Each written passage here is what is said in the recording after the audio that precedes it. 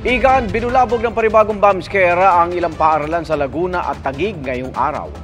Nakipag-ugnay na ang Cybercrime Investigation and Coordinating Center sa Japanese Embassy para matukoy kung sino ang nasa likod ng pananakot.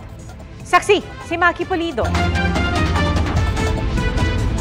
Tatlong eskwelahan sa Taguig City ang binulabog ng bomb threat ngayong araw ayon sa Taguig City Police. Nag-inspeksyon ng mga tauhan ng Explosive Ordnance Disposal ng Southern Police District. Lahat ng paaralan negatibo sa pampasabog. Sa Paete, Laguna, nagkansela ng klase sa mga paaralan at pinauwi ang mga empleyado ng munisipyo matapos makatanggap ng bantang isang paaralan. Wala namang nakitang pampasabog ng mag-inspeksyon ng EOD at Army sa naturang paaralan at sa munisipyo. Kahapon, iba't ibang paaralan at tanggapan ng gobyerno ang maagang nagsara o di kaya nagkansela ng klase dahil sa bomb threat. Kasama riyan ang mga tanggapan ng SSS sa Naga City at Legazpi City, maging sa Baguio City.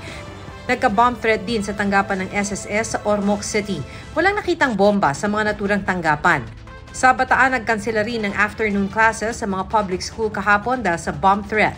Back to school na sila ngayon matapos ideklarang ligtas sa mga paaralan. Sa Metro Manila pa lang, 28 ahensya na ng gobyerno ang nakatanggap ng bomb threat sa email. Ang nagpadala, isang Takahiro Karasawa mula sa isang server na natunton sa Japan. The person who owns that name surfaced and denied he has anything to do with it. Says it's a stolen identity. Ayon sa Japan, hindi Japanese national ang nasa likod ng email at gumagamit lang ito ng compromised na server ng isang hotel doon. This came from a mail exchange server that can be connected to a hotel in Japan.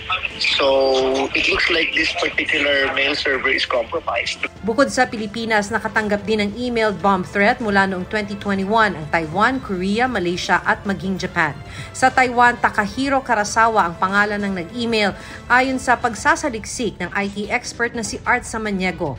Pero isang Chinese daw ang natukoy ng Taiwan Police na nasa likod nito. 24-year-old Chinese student na ang pangalan ay Zhang. Nagpadala siya tapos nung na-connect ko sa kanya, umalis siya sa Taiwan. I think this should also be looked into. Kasi parang there are coincidences. I would not wish to elaborate. Umaasang Cybercrime Investigation and Coordinating Center na matitrace din ang pagkakakilanlan ng suspect mula sa ginamit na server sa Japan. Lalo ngayong nakipagpulong na ang CICC sa kinatawan ng Japanese Embassy at may koordinasyon na rin ng NBI sa Japanese Interpol.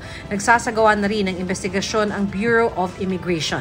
Kinumpirma ng Japanese Embassy na batid na nito ang mga ulat pero tumangging magkomento dahil may gumugulong ng investigasyon. Para sa GMA Integrated News, Maki Pulido ang inyong saksi. Mga kapuso, sama-sama tayong maging saksi. Mag-subscribe sa GMA Integrated News sa YouTube at para sa mga kapuso abroad, samahan niyo kami sa GMA Pinoy TV at sa www.gmanews.tv.